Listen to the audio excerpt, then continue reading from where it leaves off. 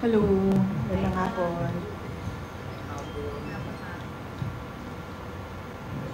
We begin.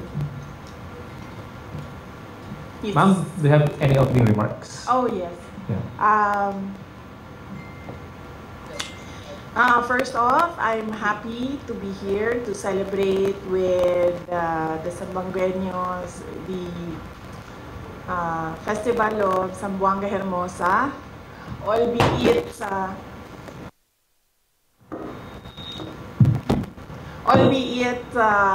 a day or two late, but still we are happy and blessed that we are able to celebrate their festival, and we are able to pray with them for Zamboanga City, Mindanao, and the entire country. And I'm happy to have attended the turnover, the ceremonial ribbon cutting of the library of Universidad de Zamboanga, and witnessed the art exhibit of Tats Lee, and of course meet Albert, our weightlifting Olympic champion for the Philippines. So yes, it's truly a day of good news and happy news for Zamboanga City and the Philippines. First question, Marisol Abdurrahman, GMA News. Mike, please. Naku ma'am, good news pero basin dili niya good news sa imo ba ang Yes, ma'am. na. Diretso na kami ma'am ha. Yes, ma'am. Ma'am, experience na lindol in Davao. There's another one kaninang umaga. How was it ma'am? Ano po yung mga na-report sa inyo? At kumusta po kayo ma'am? Okay lang ako. Ang na-experience ko is yung okay lang ako. Ang na-experience ko is yung lindol nung Friday, October 12. Yung dalawang lindol ng yung isa sa umaga around 9:40 something, closer to 10 o'clock. And then yung isa naman on the same day, Friday, is yung pasado alas 6 ng gabi na lindol. At well, hindi namin nagawa yung pinagpapraktisan natin lagi na duck cover and hold, no? Kasi nag-evacuate kami diretso. So nung nagsimula na lumakas yung pagyanig, ay lumabas na kaagad kami sa open space doon sa harap ng bahay namin sa kalsada. At ang napansin ko lang, since nandun din ako sa aftershocks ng Cebu na lindol, ay magkaiba siya, no? Hindi ko lang alam, baka dahil yung lindol sa Cebu ay nasa lupa siya at yung lindol sa Davao region ay nasa dagat. Pero yung lindol sa Cebu, kanang mag-untol gani? Bounce. In Tagalog ay tumatalbog. Yes, tumatalbog yung pakiramdam mo. Yung sa Davao City naman na lindol ay side to side siya. Side to side yung kanyang shaking. Sa Davao, na experience ko ay nakakahilo siya. Akala mo nahihilo ka kahit wala na yung tapos yung sa Cebu naman ay nakakatakot siya kasi parang bubukas yung sa lakas nung pag-bounce o pag-untol sa yuta. Follow-up question? Ma'am, pwede na po namin matanong yung regarding sa pag-deny po ng ICC sa request po ni PRRD for his interim release. And follow up na rin po dyan, meron pong survey ang SW 50% that PRRD should be held accountable.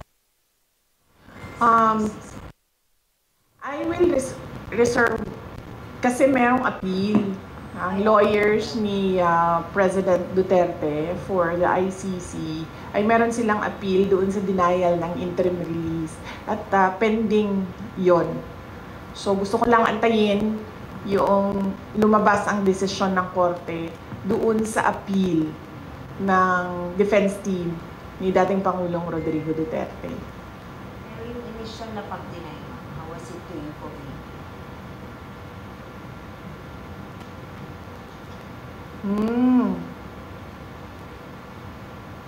Ano ba sinabi ko na sa statement ko? Wala pa naman ako nag-statement dati about sa interim release, no?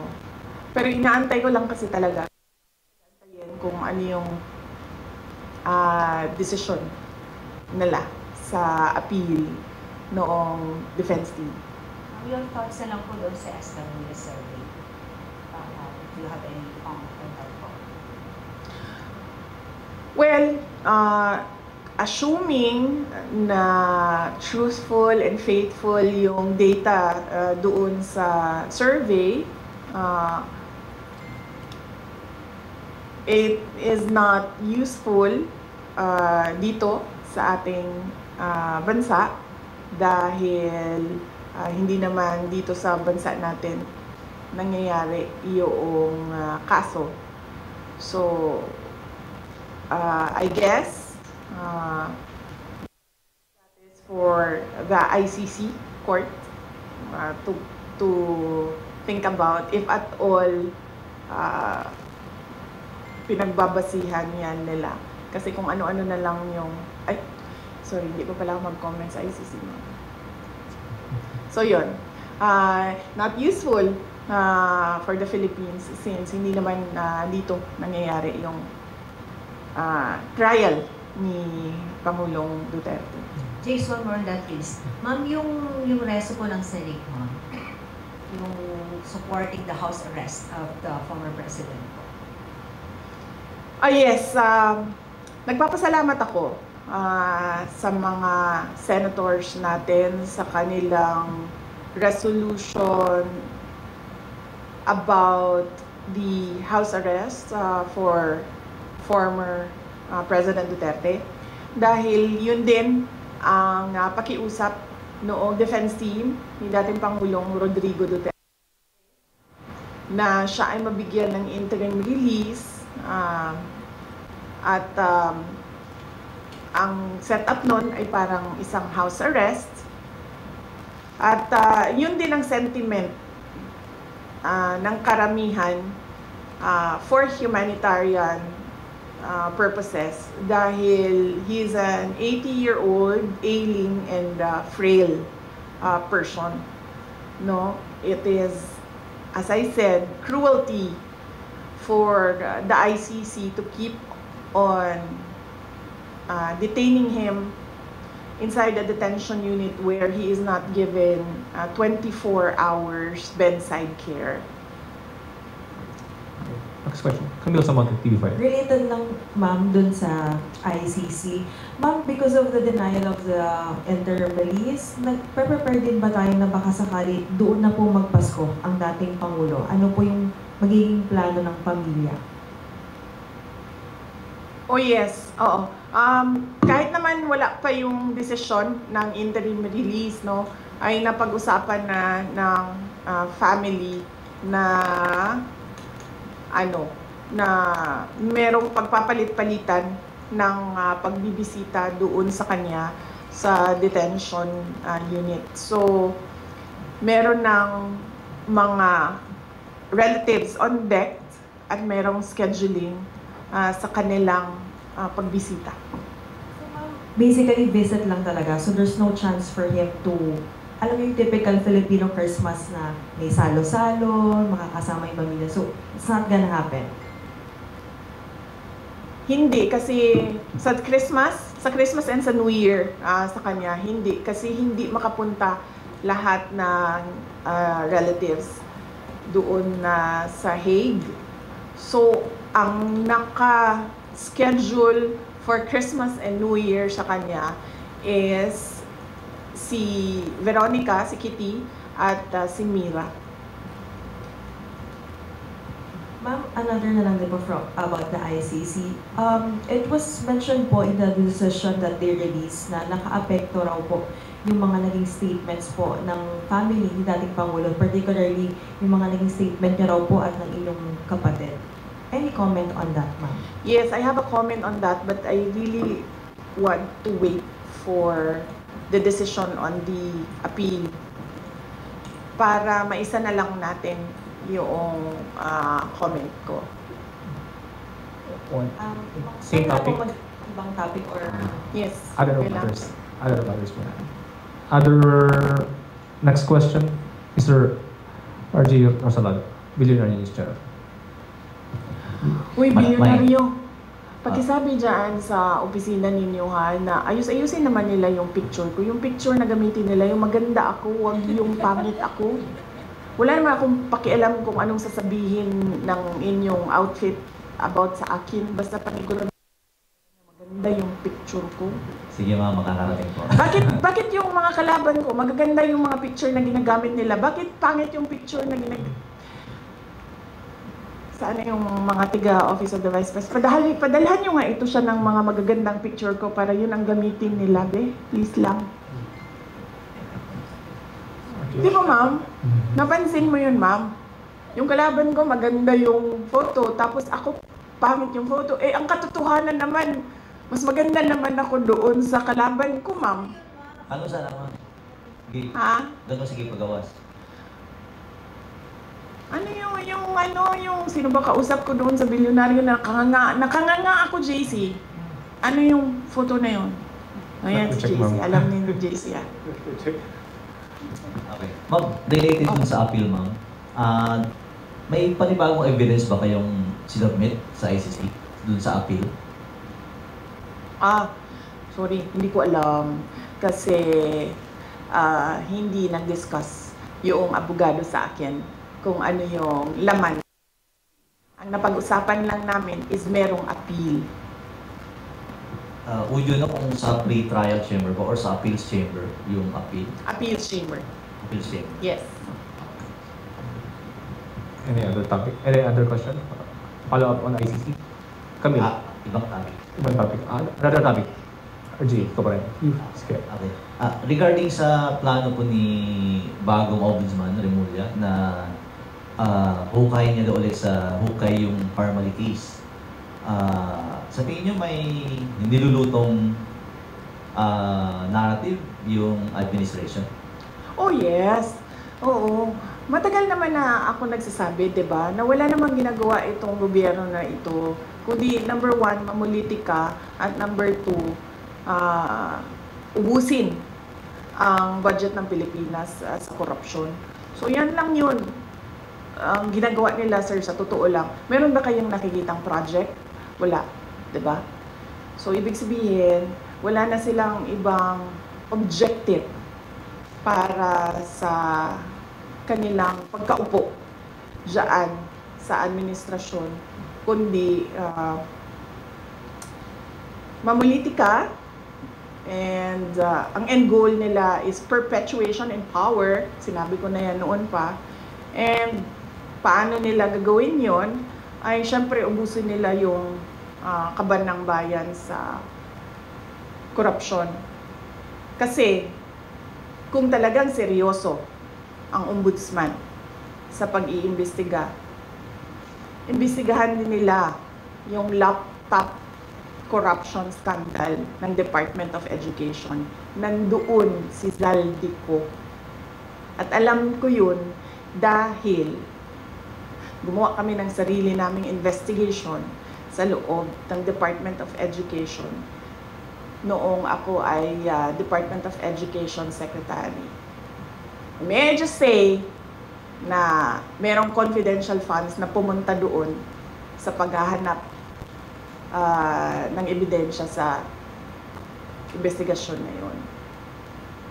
Ano po naging involvement ni Zaldico dun sa DepEd as a laptop? SunWest ang contractor ng laptop doon sa DepEd. Next question, Ms. Queenie Casimiro, ABS-CBN. So bakit, wait lang, hindi pa ako tapos pala. So bakit specific yung pag-iimbestiga? Bakit hindi iniimbestigahan lahat ng corruption scandal? Bakit kinokontrol yung kwento sa corruption? Bakit hindi nilalabas lahat nung mga insidente o mga gawain o mga iskandalo sa korupsyon? Bakit pinipili? Kaya natin nasasabi lahat na merong controlling the narrative ay dahil pinipili nila kung ano yung gusto nila imbestigahan.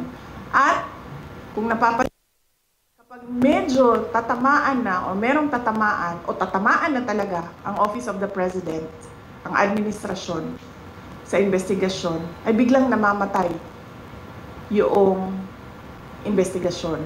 O nawawala, o nalilibing, o nalulubog yung investigasyon. So ibig sabihin, meron talagang pag-control sa kwento. Ma'am Queenie. Alright, buenas tardes, ma'am. Yes, Yeah. ma'am. Is it true that the family BBM captioned headshot approached you and is asking for help, but you allegedly turned them down? No, ma'am.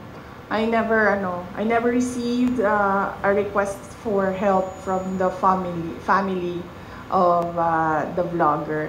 And it's highly unlikely, ma'am, for us to say no, because if it's this is a matter of legal assistance, ma'am, no, because there is a case. So usually we refer it for legal advice kung meron ng abogado.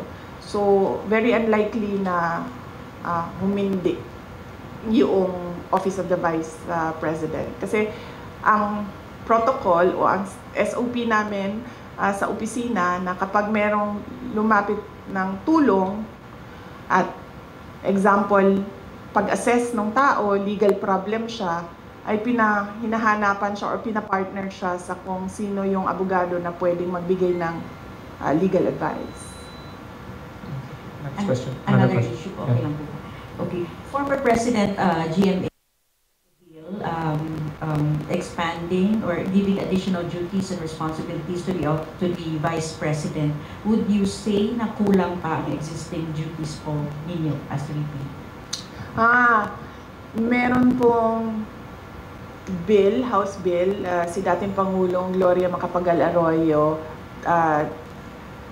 of an OVP charter.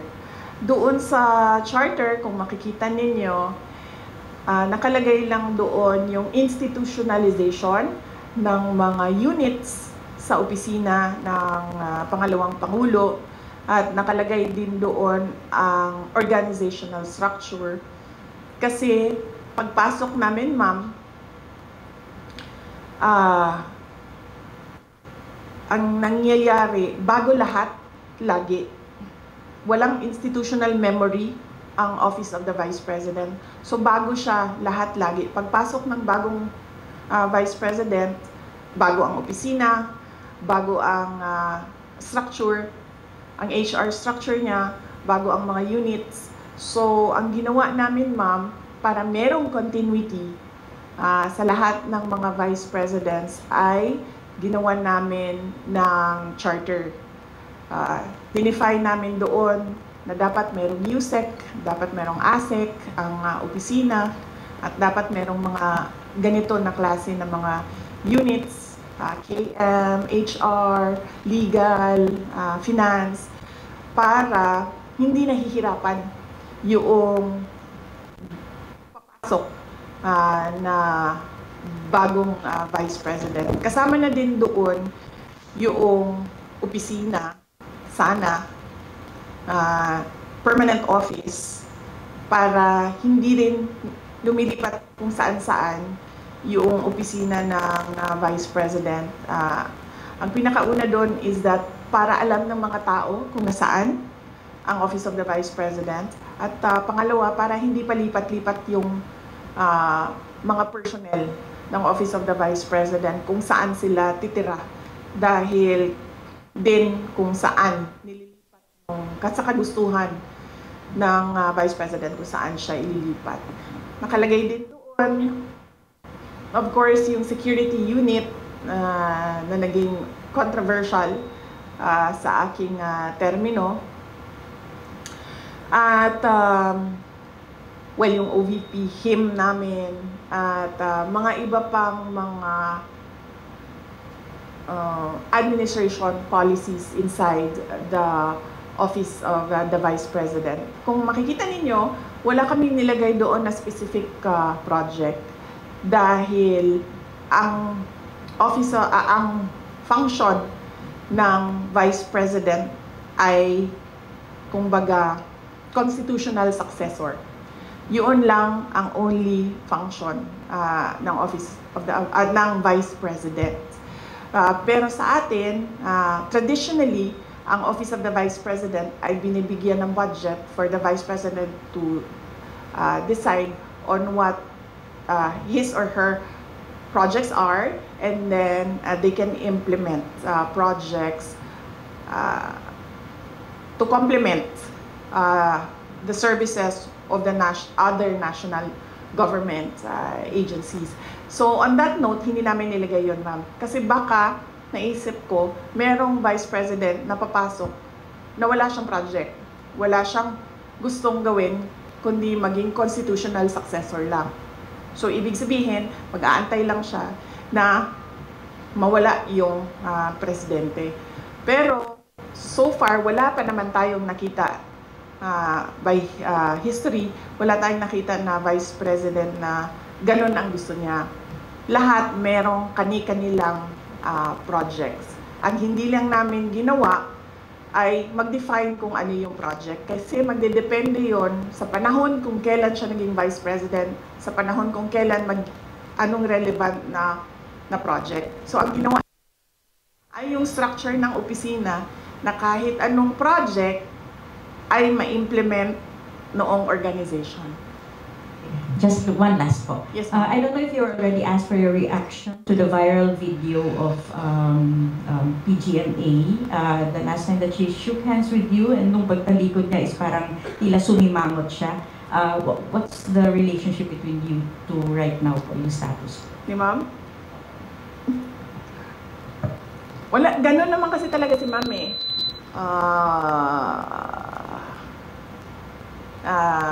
Hindi lang sa akin. Nakita ko na rin siya, ganyan siya sa ibang tao. It's nothing personal.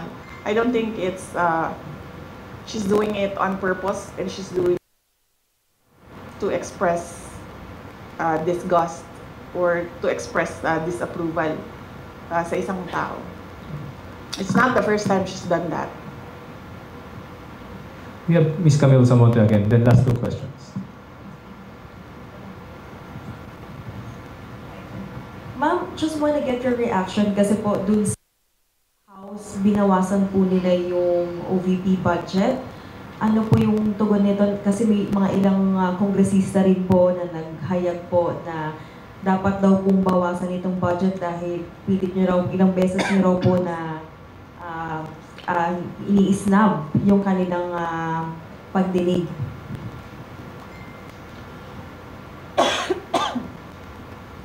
Isang beses lang ako hindi pumunta.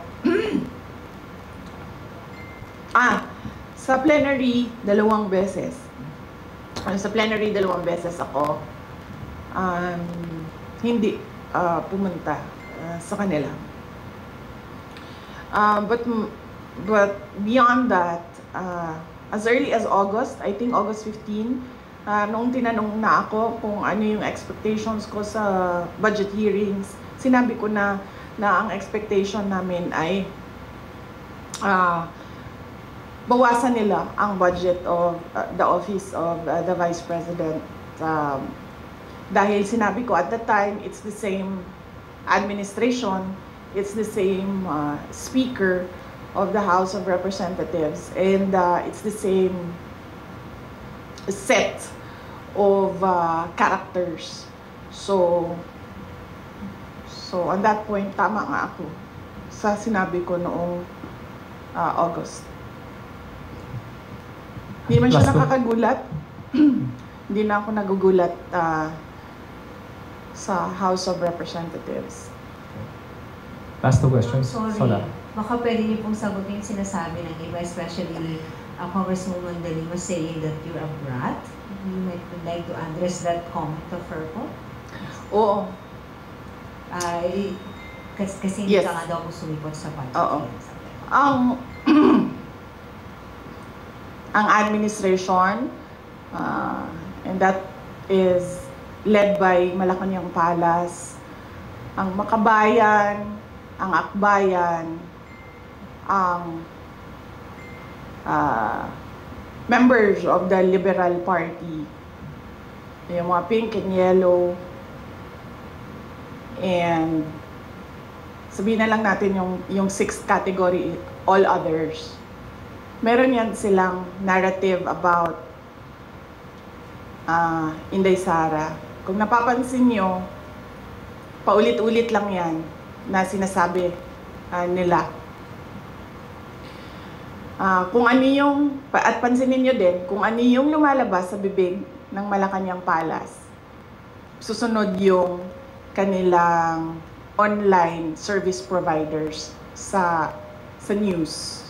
Whether it be fake news, bloggers, totoong news, or trolling, pare-pareho yung narrative nila. At pansinin nyo, lahat ng lumabas na mga articles, isa lang yan. Sinasabi nila, number 1, pro-China. Number 2, brat. Number 3, Lucaret, crazy. At number 4, nakalimutan ko yung isa. Ano yung isa, ma'am? Paulit-ulit lang yan sila eh. At confidential funds. Ilustay. Yan. Pro-China, brat, Luka-Luka, at confidential funds. 4 lang yan. Pansinin nyo, inuulit-ulit nila yan. Hoping siguro na one of those will stick sa image or sa reputation para makasira sa akin. So, hindi ako nagtataka na magsasabi ng ganyan si Leila De Lima. Yung word na brat, ginagamit nila lagi yan. And more than that, hindi naman kasi parent ang House of Representatives for them to say kailangan disiplinahin ang Vice President. Dahil sa totoo lang, ang tawag nga natin sa kanilang mga buaya, di ba? Ganun yung general perception for all members of the House of Representatives. So wala silang moral ascendancy over the office of the Vice President. But going back, that's a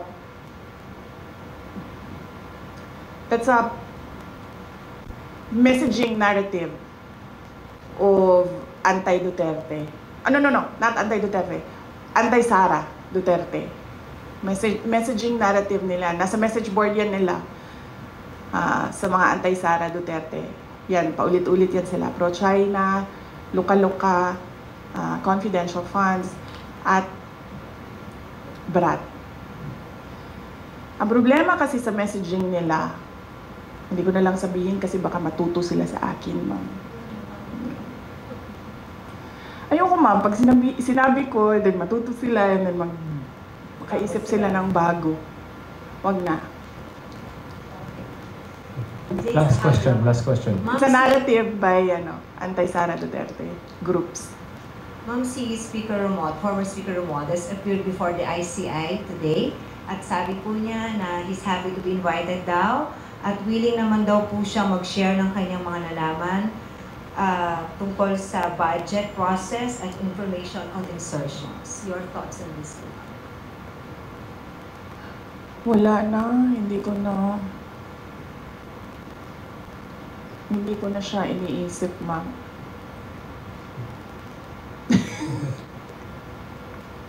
Wala akong comment, ma'am, sa kanyang pag-attend sa ICI. sa ICI. Or do you believe in integrity of the ICI?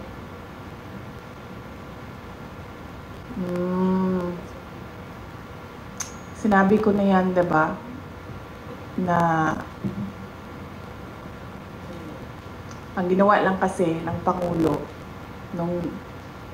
noong tinamaan siya nung sarili niyang speech na mahiya naman kayo at nagalit yung mga tao. Ang ginawa lang niya ay magpalit ng House Speaker at ng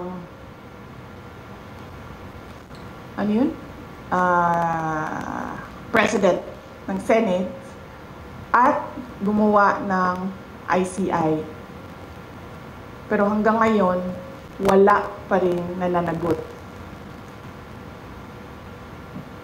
So, para bang ako dapat ang imbestigahan, ako din ang gumawa kung sino ang mag-iimbestiga sa akin. So on the question of integrity, definitely,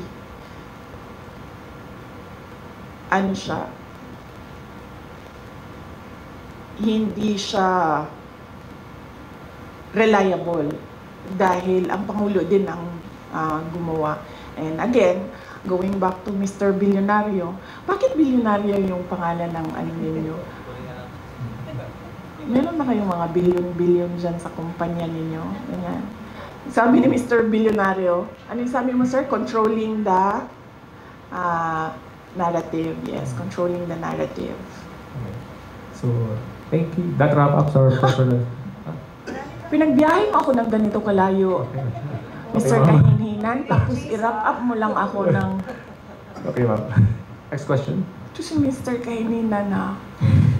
Ma'am, thank you for accommodating for more of our questions. In relation dun nga sa corruption issue, marami pong mga negosyante ang nag-express ng kanilang concern because maaring nakakaapekto nga raw ito sa image ng Pilipinas at yung trust confidence ng investors. Ano po yung masasabi nyo dito?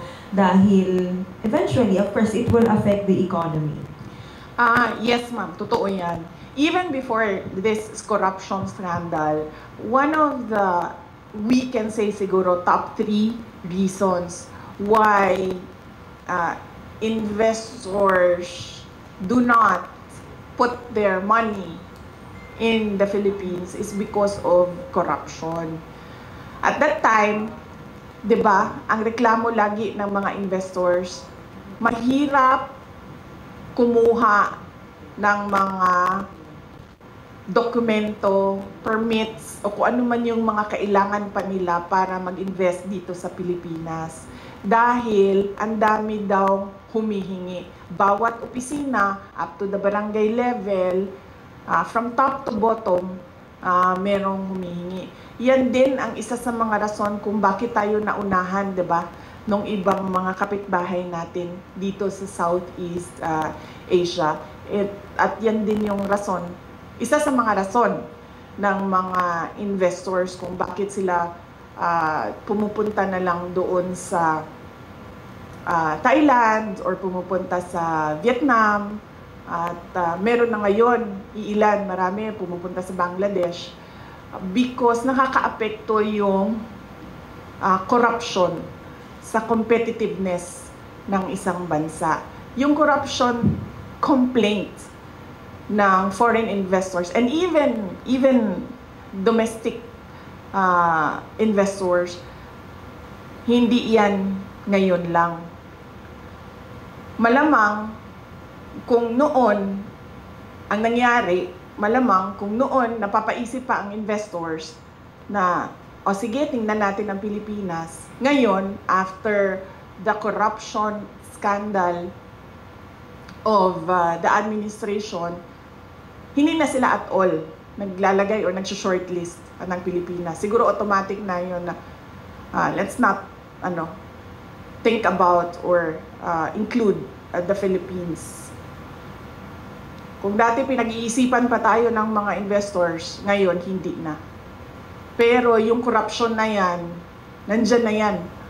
Complaint na yan ng mga investors dati pa. At bakit ko alam? Dahil naging mayor din ako. Nung mayor ako ng Davao City, syempre, ang gusto namin na pumasok na pera sa Davao City ay yung galing sa labas, diba? Whether it be from Visayas or other parts of Mindanao or from Luzon or from other parts of the globe, gusto namin pumasok siya sa Davao City. At pag napapansin namin, pag kinakausap namin yung investors, meron kami sa Davao City, yung Davao City Investments and Promotion, IPC namin. At pag napapansin namin na hindi pumupunta, tumitingin, tapos hindi na bumabalik, or nag-a-attempt mag-open pero hindi natutuloy, pag tinatanong namin, yung merong researchers yung office na yon, nag-i-interview sila, isa doon sa mga sinasagot, corruption. Kasama doon ang cost ng investment. Tubig, kuryente. Sunod dyan ay connectivity.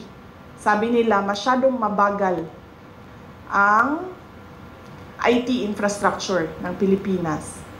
At nandoon na, dati pa, yung corruption. Kaya sinasabi ko, noon, kinoconsider tayo, ngayon, hindi na talaga. Dahil sa ginagawa ng administrasyon. Sala?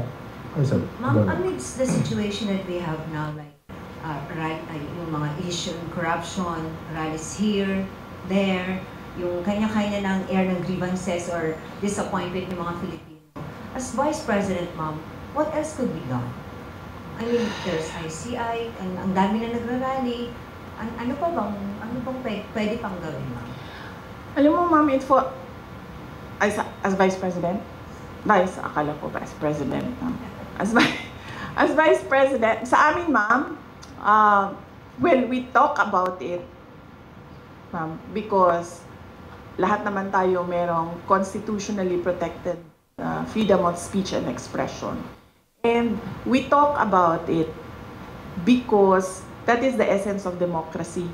Walang good governance, walang demokrasya kung hindi nakakapagsalita ang mga tao kung ano yung katotohanan na nakikita ng sarili nilang mata. In the hope na yung gobyerno makikinig. Kasi ganun dapat yun, di ba? May feedback ka dapat sa mga ginagawa mo. Para, number one, nakokorek mo yung sarili mo. Number two, responsive yung ginagawa mo. Number three, relevant siya sa bayan kung ano yung ginagawa mo. Pero, wala naman, hindi nagkukulang yung mga tao sa pagsasabi kung ano yung mali. Nagkukulang yung administrasyon sa pagtugon doon sa mali. Mr. Bilyonaryo, sino may-ari ng bilyonaryong?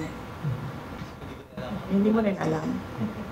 Kasi nagtataka talaga ako of all the names, no? Business is daw kanila. Bilyonaryo. Business. Ano yun, pampaswerte? Kasi may swerte sa pangalan. Pinungsoy yung pangalan ninyo. Okay. Any more Yes. questions? Ma'am, ikaw ma'am, wala kang tanong sa akin, ma'am. Ang layo ng biyahe namin, lahat yan nilabat. Tapos wala kang tanong sa amin. Ma'am, wait. Magtanong ka, ma'am. Miss Queenie, Singil, ABS-CBN. Yan, ma'am. Missing pa yan siya ng maagang maaga, ma'am, para tumayo dyan sa tabi. Pagtrabahuin mo yan siya, ma'am. Yes, ma'am. You mentioned earlier na narrative po ng mga anti-Sara Duterte, yung that you are pro-China. But what exactly, ma'am, is your stand on this continuing harassment by Chinese Coast Guard against our Philippine vessels within Philippine territory? Yes, ma'am. My stand is, meron tayong arbitral award. Meron, nanalo na tayo doon. That is clear. Nakita yan ng buong mundo. And we need to assert that through diplomatic channels. Uupo. Because the harassment in the West Philippine Sea, it does not comprise the entire relationship natin sa China. Meron naman tayong problema sa iba't ibang bansa, mami. Hindi lang sa China. Pero ang ginagawa natin ay dinadaan natin sa Department of Foreign Affairs. Umuupo yan sila doon, pinag-uusapan nila yan doon. So, yan yung karapat-dapat na gawin ng isang gobyerno kapag meron silang problema sa ibang bansa. Hindi lang sa China. It has to go through the diplomatic channels. Pinag-uusapan yan. Hindi yan pinaglalabanan doon sa dagat. Do you think, ma'am, your father during his term as president was able to do this, talagang panindigan yung arbitral ruling na meron ng Pilipinas against China? Hindi ko alam, ma'am, kung ano ang records ng Department of Foreign Affairs at the time of the term of President Rodrigo Duterte from 2016 to 2022. There should be some sort of records there kung ano na ang nagawa ng DFA para umupo with the People's Republic of China with regard to this arbitral award. But more than asking about kung ano ang ginawa ni dating Pangulong Rodrigo Duterte is asking kung ano ang ginawa ng present administration about that arbitral award. And pushing for that decision. Ma'am, there's a following question here from one of the members of the OVP media. Kay Red Mendoza ng Times. Ma'am, your comment daw po sa pagbansag na pakawala niyo daw si Congressman Kiko Barzaga of Cavite, especially with his antics last weekend. Hindi ko... Okay, number one, kilala ko si Congressman Kiko Barzaga because of the campaign in Cavite in 2022. Dahil uniteam siya. Ang pagkakaalam ko, ang mga magulang niya, hindi sila for the uniteam. Ang maalala ko, yung mga magulang niya, Sara only. Pero si Congressman Kiko Barzaga was for the uniteam. Hindi ko alam kung nagkausap man kami from that time na nagkita kami sa kampanya hanggang ngayon, kung meron man, pero ang huling maalala ko na nagkausap kami is doon sa rally ng Uniteam sa kanila, sa Dasmariñas, Cavite. Hindi ko pakawala si Kiko Barzaga. Sa tingin niyo ba, sa personality ni Congressman Kiko Barzaga, isa siyang tao na ma-handle ng kahit sino man? Diba? Nakikita niyo naman yung kanyang independence sa pag-iisip eh. nakikita nyo din yung kanyang lakas ng loob. Nakikita nyo din yung prinsipyo niya. Ang example ko na lang dito ay, unang-una, yung mga magulang niya, hindi uniteam yun ha. Si Kiko Barsaga, uniteam. Hindi yan nakikinig sa mga magulang niya, ibig sabihin. 'Di ba? So bakit yan makikinig kay Sara Duterte? So no, I do not control Congressman Kiko Barsaga. He is his own person, he has his own principles, and he has his own free will. And there is nothing wrong at all with what he is doing because, as I said, tayong lahat, we are covered by the freedom of speech and expression. Unfortunately, meron tayong administrasyon na hindi nila matanggap na meron talagang mga tao na number 1, hindi natatakot, at number 2, hindi nabibili ng pera. Anyone? Sir? Roel Pareño po, Philippine Star, ma'am. Mayang hapon. May nga po, sir. May ikakalakas pa rin po ba yung lindol sa Pilipinas kesa doon sa lindol sa nangyaring skandalo ng corruption, ma'am? Wag naman sana, sir. Wag na.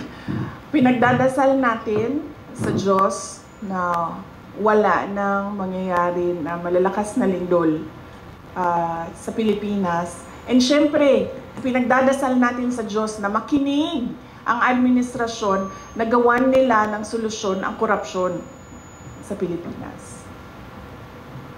Arson. Let's give chance to others wala. Baka meron pang ibang sunod. Yes, ma'am. Yes, magandang hapon. Finally. Vice President. Ma'am, I would just want to ask, with the alleged destabilization and then yung rally natin, ma'am, left and right, Luzon, Visayas, Mindanao, ang mga lumabas, ma'am, mga young ones, makikita natin mga estudyante. Ma'am, sa tingin niyo, ma'am, with what is happening now, magpapatuloy pa to, ma'am? Alam mo, ma'am, yung destabilization, nanggagaling lang naman yan sa administrasyon eh. Wala namang destabilization na nangyayari eh. Nagsasalita lang yung mga tao. At nai-insecure lang o natatakot lang yung administration sa lakas ng boses ng mga tao. Pero sa totoo lang, ma'am, walang nagpaplano ng destabilisasyon. Normal ang pagpapahayag ng isang tao sa kanyang nararamdaman. Ang pansin ko yung destabilization na word, na salita, nanggagaling siya lagi sa administrasyon. Kasi nai-insecure sila at natatakot sila. Kasi lumalakas yung boses ng mga tao. Ayoko na magsalita, ma'am, kasi baka matuto na naman sila sa akin, ma'am. Tapos pag natuto sila sa akin, di ba? Meron ba tayong ginagawang destabilisasyon? Meron bang mga tao na nagmi-meeting na nagsasabi na Makabayan, yes. Number 1. Yan talaga ang vision ng Makabayan. Pabagsakin ng gobyerno kasi gusto nilang mag-take over. So kung meron man grupo na nagmi-meeting para pabagsakin ang administrasyon, ang gobyerno, Makabayan yon. Wala nang iba. Lahat ng iba dyan, wala nang meeting yan. Yan sila ng nararamdaman nila na galit sa pangyayari. Wala yan silang sinasabing iba na oust or ano bang tawag dyan, paggawa ng masama sa presidente o panggulo sa gobyerno. Wala. Nagsasalita lang yan, lahat ng mga tao, ng kanilang, nagsasabi lang sila sa galit nila. Tayo pala, kasama na ako dun, ma'am. Nagsasabi lang nga kami. tayo sa galit natin. Any more last question? Okay, final on my end. Vice President, ang init ngayon ng flood control din. Kung halos Luzon, Visayas, and Mindanao din gusto nilang ipa-check, no? Sa tingin niyo, aside from the flood control, ano pa ang mga dapat sigurong tingnan o i-check aside from these flood controls? Thank you. Yung una lang sinabi ko, ma'am, no, yung listahan na ginawa nila para sa Department of Education. Worthy yun, natingnan kung sino yung mga sinulat ni Martin Romualdez na mga congressman na makakatanggap sa School Building Program Fund. Pangalawa, flood control, yan, laging may corruption dyan. Farm to market roads, laging may corruption dyan.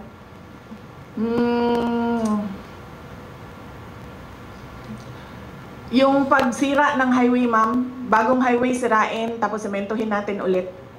Anong tawag dun sa ganun? Road repairs. Road repairs? Road reblocking, no? Ang tawag dyan? Oh, yan, ma'am. Nakikita ko yan lagi, ma'am. Sa highways, kahit sa Mindanao, non-stop. Every year. Ayos, sirain, ayusin, sirain. Yan. Okay. Last question. Arson. Ma'am, kasama sa pagpapahayag ng kanilang galit na ilang grupo ng panawagan ay Marcos resign. Do you share the same sentiment? No, ma'am. I never said Marcos resign. Ang sinabi ko, ma'am, unang-una, magpa-drug test siya. May challenge na siya galing kay Attorney Vic Rodriguez. And that is a hanging open challenge na hanggang ngayon ayaw niyang gawin. Na sinasabi ko, that is a betrayal of public trust.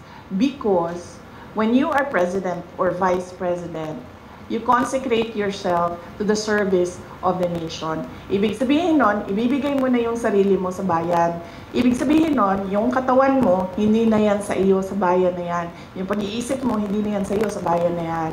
Therefore, pag sinabi ng bayan na magpa-drug test ka, hindi ka pwedeng magsabi ng hindi.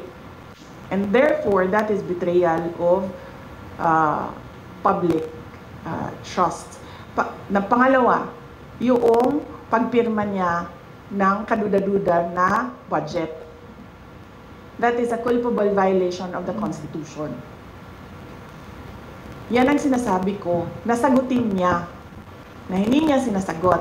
Ang ginagawa nila, naghanap sila ng mga tao na aatakihin nila para nakakalimutan yung tanong sa kapasidad ng Pangulo na maging leader.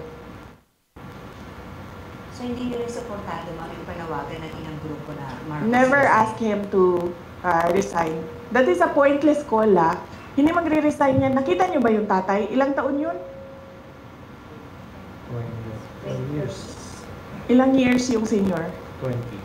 20 years? Oo. That is a pointless call, Tingnan niyo yung DNA niya na ayaw yan. So, Marcos resign is a pointless call. That is why I am asking him to do his job. Of which, of course, alam na nating lahat na hindi niya ginagawa. Okay. Thank you so much, ma'am. Ha? Last. Hi, Ano oras? Wala na kasi tayong gagawin pagkatapos nito. Ano bang gagawin natin pagkatapos nito? Wala na, di ba? Ay, meron pa pala. Ano oras natin? 4. Oh, akala ko mag-misa na after. Di ba 5:30 yung misa? Okay. Sige, ma'am. Regarding lang po sa proposed budget for 2026 ng OVP, with the project or program of OVP here in Zamboanga City, kung meron man po, be effective if ever mabawasan o totally tanggalin po nila ang budget for OVP sa 2026. Yes, ma'am. Antayin ko na lang yung sagot mo.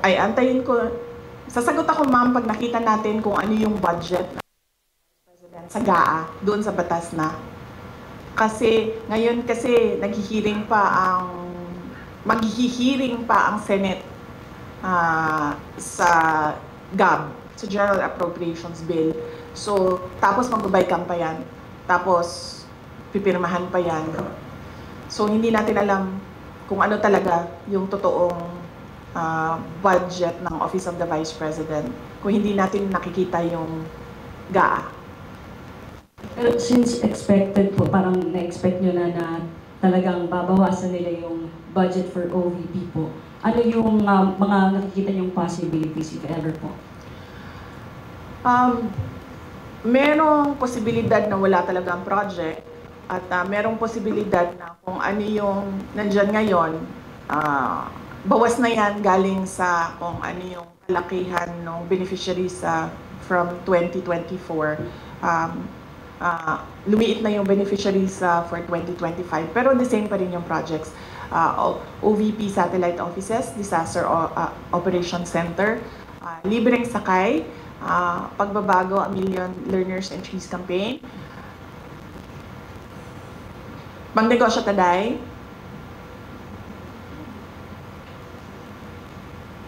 ito yung mga tiga-OVP, ma'am, na nalilimutan namin kung ano yung mga rice. Yes. Anong makontribute mo sa project natin? Sa listahan ng project, JC. Yan, ma'am. Yan pa rin yan, ma'am. Ang ginagawa lang namin, ma'am, ay kasi lumiliit yung budget, lumiliit din yung beneficiaries, pero hindi nawawala yung budget. Okay, thank you po. Thank you, ma'am. Thank you, ma'am. Maraming salamat. Ma'am, let's have a So, anong picture gagawin ko na? with Picture? Oh, yeah. the Zamboanga Media. Dito na lang ako. Apo.